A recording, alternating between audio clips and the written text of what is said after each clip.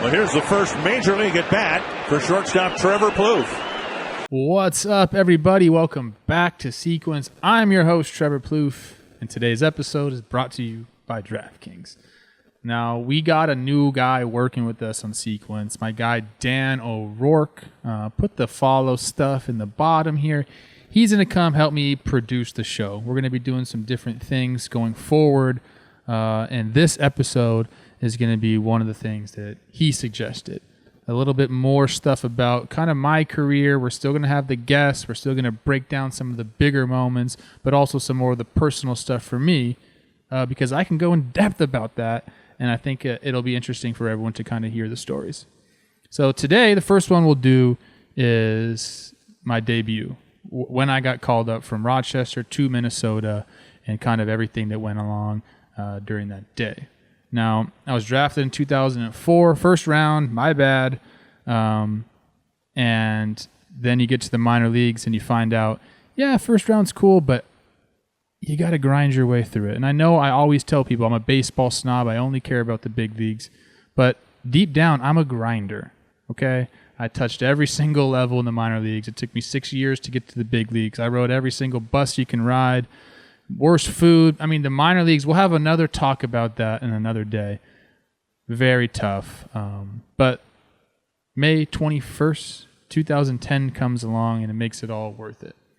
Now, the couple days leading up to that day, J.J. Hardy, who was our shortstop in Minnesota at the time, he had something going on.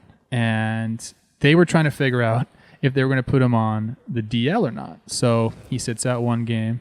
And, then you start to think, like, hey, am I going to get the call? I was already raking in AAA. I was kind of the next guy up. Don't get the call. 2 days, doesn't play. I'm like, okay, JJ, you want to go on that DL, buddy? Don't get the call. Finally, on the third day, he doesn't play again. They decide to put him on the DL. I get called into the manager's office. Tom Nieto was our guy in Rochester at the time. He gives me the news. It's incredible to get the news. All the teammates are very happy for me.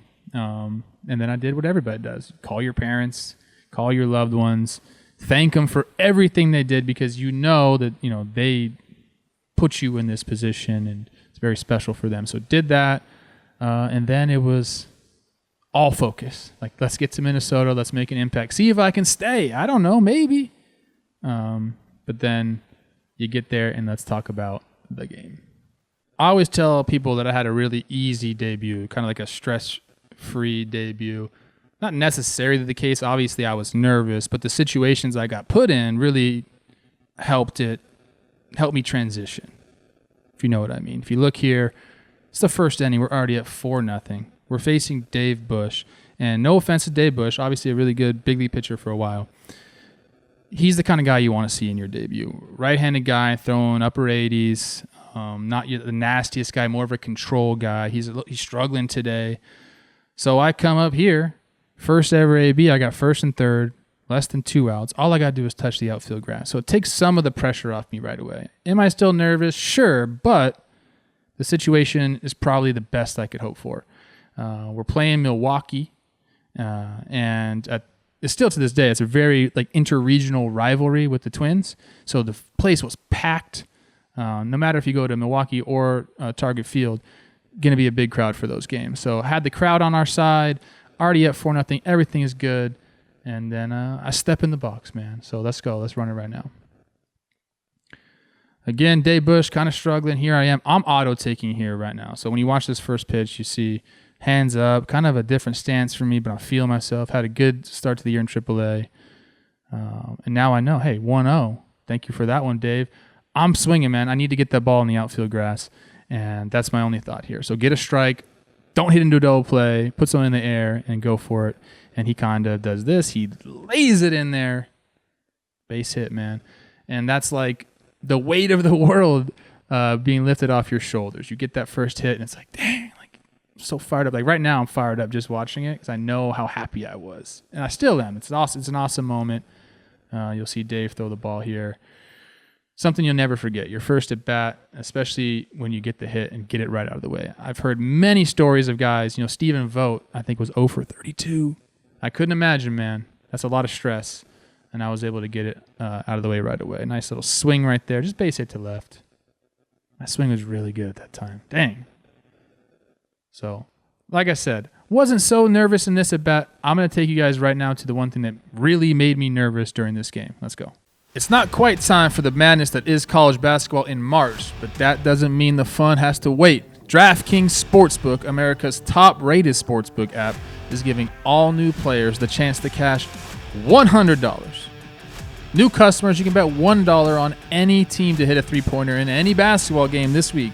And if your team makes it rain, you cash $100. Sounds like a pretty good deal to me. So download the DraftKings Sportsbook app now and use promo code Jomboy to get your shot to turn $1 into $100 when you bet on any team to hit a three-pointer in any basketball game this week. That's promo code Jomboy for new customers to get a shot at 100-to-1 odds on any basketball team to hit a three-point shot. Only at DraftKings Sportsbook. Must be 21 or older. New Jersey, Indiana, Michigan, or Virginia only. New customers only. Restrictions apply. Winnings paid out in 4 $25 free bets. See DraftKings.com/sportsbook for details. Gambling problem? Call 1-800-GAMBLER, or in Indiana, 1-800-9-WITH-IT, or in Virginia, call 888-532-3500. See ya. Before the game, playing shortstop, second baseman on our team is Orlando Hudson. Veteran, loud present, not a guy that wants to really make you feel comfortable. He's more about making sure that you got to work and earn the ability to be comfortable. It's a different game nowadays. They want to make everyone comfortable. It was not that way in 2010, not when you're on a team with a ton of veterans. So, like I said, we're a double play tandem, but we haven't done a lot together. In spring training, it's him and JJ Hardy doing it. I'm doing it with some other scrub. So we didn't have a lot of rapport together. So he said, hey, young buck, let's go take some ground balls. So we go out there, pre-batting practice, nobody else out in the field, just me and him and the coach. I was so nervous, man. So nervous. But I blacked out, man. Every throw hit him right in the chest. Return to a place, every single one. Boom, boom, boom. So I'm thinking, dude, I'm doing great. You know what he says to me? It's not good enough, young buck. This is the big leagues. It's not good enough, young buck. Not good enough. You got to do better than that. And I'm thinking to myself, Doc, I can't do any better than that, man. That's the best I can do. I don't know. I don't know what else to do. So boom, boom, boom. Keep hitting him. Finally, we end. He kind of was like, walked away, kind of like shaking his head. I'm like, damn. I don't know. So he didn't make me feel really comfortable. But here we go. We practiced this. Now we get to a point in the game. We got Prince up there, 3-1 count, Bronze on first base. And we do it. And check this out. Prince is a bad man, by the way. My goodness. Especially during this time. These two together. Blackburn.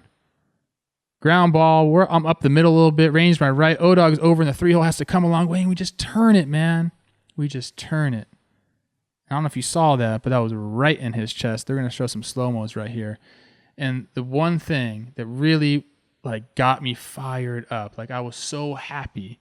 I'm going to show you in a sec right here. But watch this. Range my right. Lead him. He's far away from the bag. Boom. Perfect toss.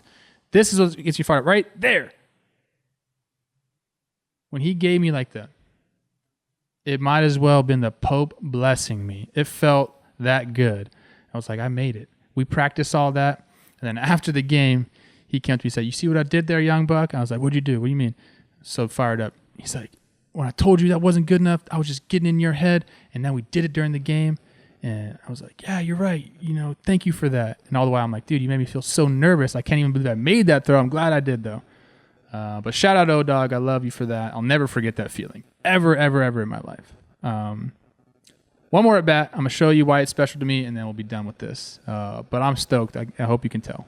All right, here's, I think, my third at bat of the game, and I'll tell you why this one's really special to me. Jeff Suppan is pitching for the Brewers now, and Jeff and I went to the same high school. So, when he was in the big leagues, I was in high school, he would always come back, bring gear, and to have a mentor like that, as humble as he is, was really special for all of us that went to the school. So Jeff and I go way back. Delman is hitting in front of me, and I think he's on first base here or second base or something. Dell and I have played together forever, since we're 9 years old. So we're childhood friends. We go way back. And then in left field for the Brewers, we got Bronny. And him and I played the same Little League together. He's a little bit older than me, but our families know each other. We've, at this point, had been working out together in the off season. So all of it comes full circle. A bunch of Southern California baseball guys. I come up to bat here, and then this happens. 1-0 count, 11-0. He hangs the curveball, and I just whack it down the left field line. I told Jeff, I said, thank you for that hanger. I really appreciate it. But Dell scores. Bronny gets the ball. Jeff's standing there. And it was just a really, really cool moment for me and something I'll never forget. I still talk to all these guys today. I haven't brought it up to Jeff in quite some time, but maybe I will since I'm doing this video. But watch the swing here, though. Hands back, explode through that. I had a really good swing at this point. That is a nice, nice swing. Got it down the left field line. I love it. But that's my debut, and I'm sure you can tell it makes me happy to talk about it. I'm fired up. It was an awesome experience for me. The crowd was shouting my name. That's kind of when like the Plouffe chant started. Had really nothing to do with me. I think they just liked it, and yeah, man, something I'll never forget. So I appreciate you guys sticking with us. We're still going to have guests on. We're still going to do the breaking moments, all that stuff, like I said. But I hope you enjoyed this. Hope you have a great start to the week. And baseball season's here, baby. Let's go. Peace.